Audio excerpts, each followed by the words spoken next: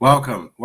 Pretty much a straightforward episode. We're going to cut to it right now. Yes, California is now calling that midterms will go to Republicans. We had estimated that this was possible before, but now we're saying that given it's only a few days out to midterms, we're now calling it midterms are going to go to Republicans.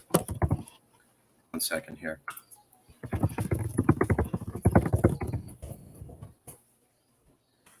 So that's our estimation. That's what we're calling out right now at Yes, California. So let me just show you the evidence we have right now.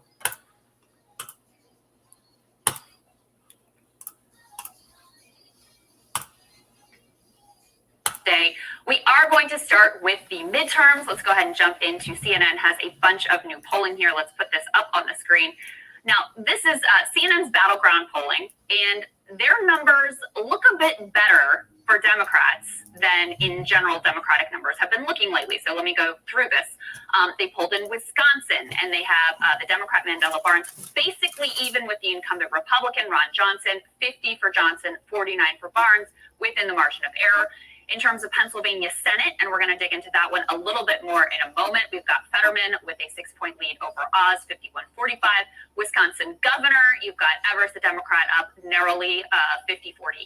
Pennsylvania governor, Shapiro with a commanding lead there, 15 percentage points. Don't quite buy that one. Michigan governor, you also have Whitmer with a fairly decent lead there of 6 points. So that's the CNN polling. Sagar, I'm pretty skeptical of these numbers at this point. And I do think I was trying to remember back to 2020. It was some of the CNN polls in the Midwest that were like totally wrong, wildly off. I remember, they were one of the ones that was polling like double digits in Wisconsin or something like that. So I think it's worth being skeptical here. Now, if you dig into the numbers, a couple of things that they point to here, they say in both Wisconsin and in Pennsylvania, the economy is a central focus. 47% in Wisconsin, 44% in Pennsylvania say the economy and inflation are their most important issues. Surprise, surprise. This should be no shock to anyone. That's more than double the 19% in each state who named abortion, which does rank second in both states as their top issue. And as we've seen, this has been a pattern that's playing out in all of these states. The voters who say economy, inflation, jobs, those sorts of things are my top issue, they're going for the Republicans. The voters who are saying abortion is their top issue, they're going overwhelmingly for Democrats. The question is if there are enough of those voters, and it's increasingly looking like the answer is no. Yeah, and I actually pulled up the average polling miss. Did you catch that? For Democrats, the question is if there are enough of those voters, and it's increasingly looking like the answer is no. Yeah, and I actually pulled up the average polling miss for 2020, and look, it is shocking because consider this: Wisconsin was actually polling at 5 and plus 10. He won it by less than 1 point in 2020. So if there's a 10-point error just 2 years ago, you should factor that in whenever they say that it's a tie. In Pennsylvania, they had Biden up by 5.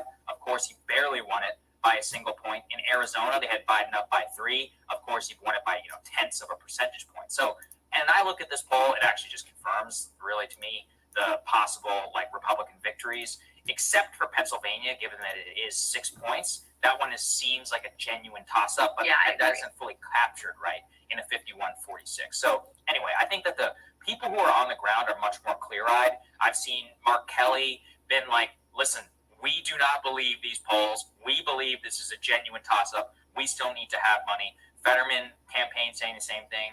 Mandela Barnes as well. Shapiro in Pennsylvania, the gubernatorial race. All of them are not taking any of these for granted. It really is only Biden and a few others in the media who are like, no, it's going to be fine.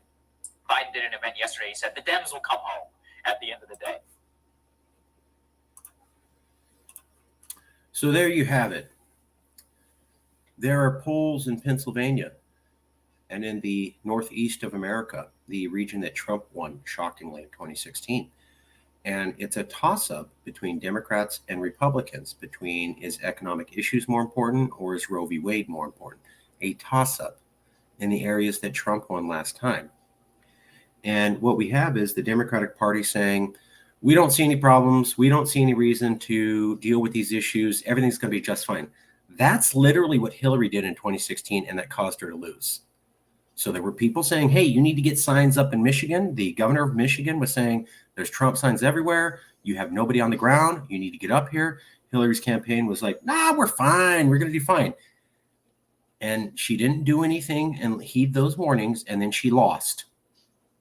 And now we have Joe Biden again saying, no, there's no problem. It's fine. And his colleagues underneath him are saying, I need resources. This is a toss-up election, not a going to the Dems no matter what election. And they're being ignored. That's exactly how the Democrats lost in 2016. And they're doing it again. That's my analysis on top of theirs. That's why we consider midterms will go to Republicans. Get ready to Calexit.